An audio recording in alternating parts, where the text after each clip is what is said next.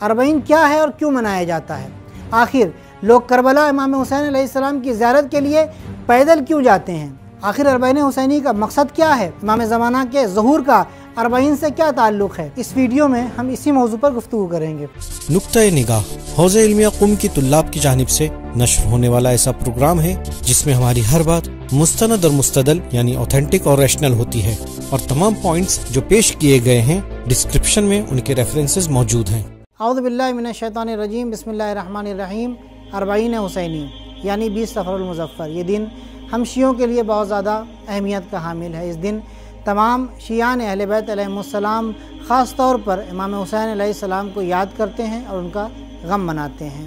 اسی مناسبت سے عراق میں نجف یا دوسرے شہروں سے شیعہ اور غیر شیعہ پیدل چل کر کربلا جاتے ہیں اور امام حسین علیہ السلام کی زیارت کرتے ہیں۔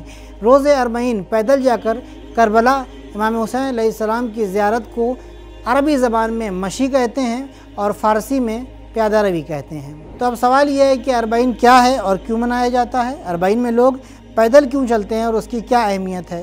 آخر اربعین کا مقصد کیا ہے؟ کیا اربعین کا امام زمانہ علیہ السلام کے ظہور سے کوئی تعلق ہے؟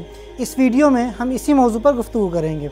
تو اربعین کیا ہے اور کیوں منایا جاتا ہے؟ عربی زبان میں اربعین کہتے ہیں 40 یا 40ویں کو۔ اربعین امام حسین علیہ السلام اور ان کے باوفا اصحاب کی شہادت کا 40واں دن ہے، اور اسے چہلم بھی کہا جاتا ہے، اور اس دن خاص طور سے امام حسین علیہ السلام کا غم منایا جاتا ہے۔ اربعین کے سلسلے میں 2 روایتیں ہیں جو اس طرح ہیں۔ اسی دن ایک طرف سے جلیل القدر صحابی رسول صلی اللہ علیہ وآلہ وسلم جناب جابر ابن عبداللہ انصاری، اور دوسری طرف سے اسیران اہل بیت علیہم السلام کا قافلہ شام سے رہا ہو کر قبر امام حسین علیہ السلام کی زیارت کے لیے کربلا معلیٰ پہنچے تھے۔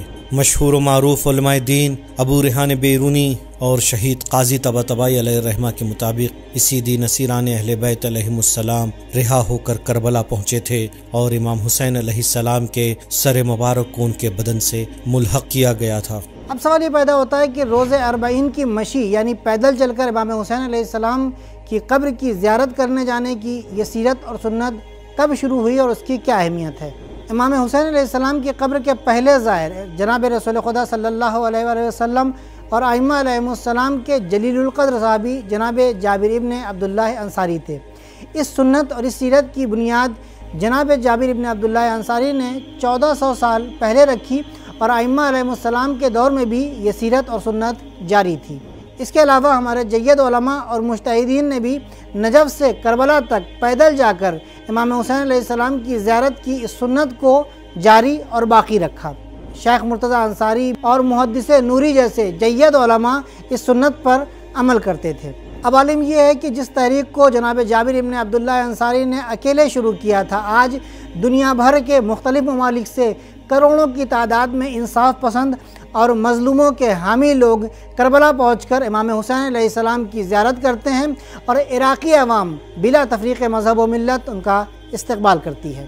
اب آئیے دیکھتے ہیں کہ مشی کر کے یعنی پیدل چل کر امام حسین علیہ السلام کی زیارت کے لیے جانے کا کیا ثواب ہے اور اس کی کیا اہمیت ہے۔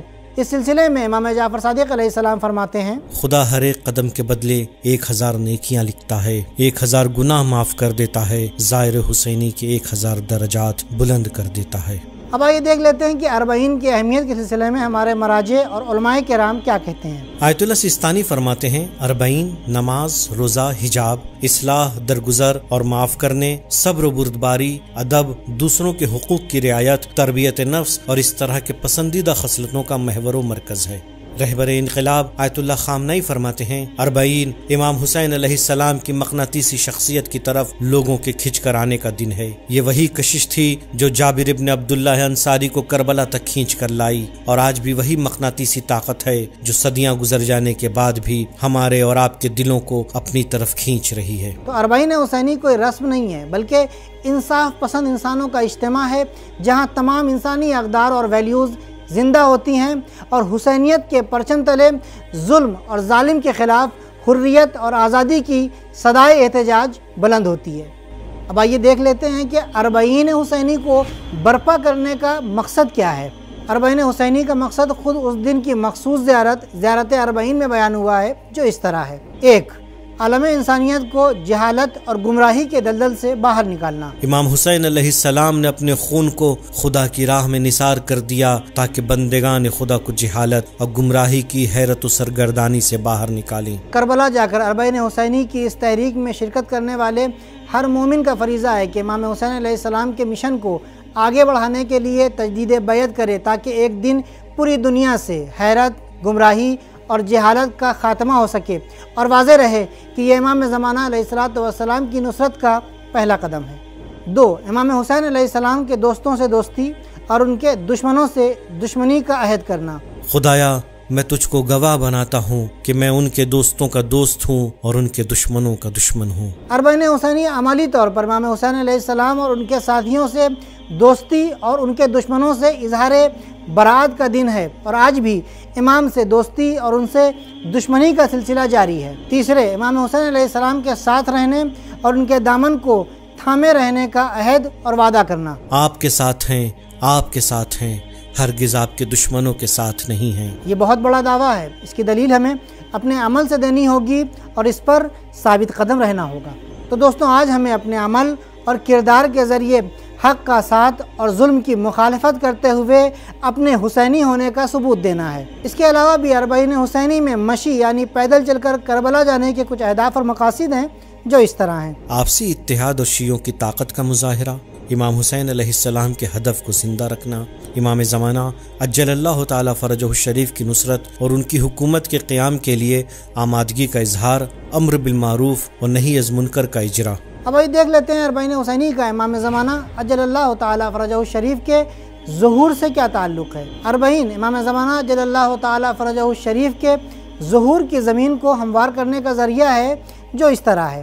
ظہور امام قربانی اور ایثار چاہتا ہے، جس کا بہترین نمونہ اربعین حسینی کا اجتماع ہے، جہاں لوگ امام حسین علیہ السلام کے زائرین کے لیے اپنا سب کچھ قربان کرنے کے لیے آمادہ ہیں۔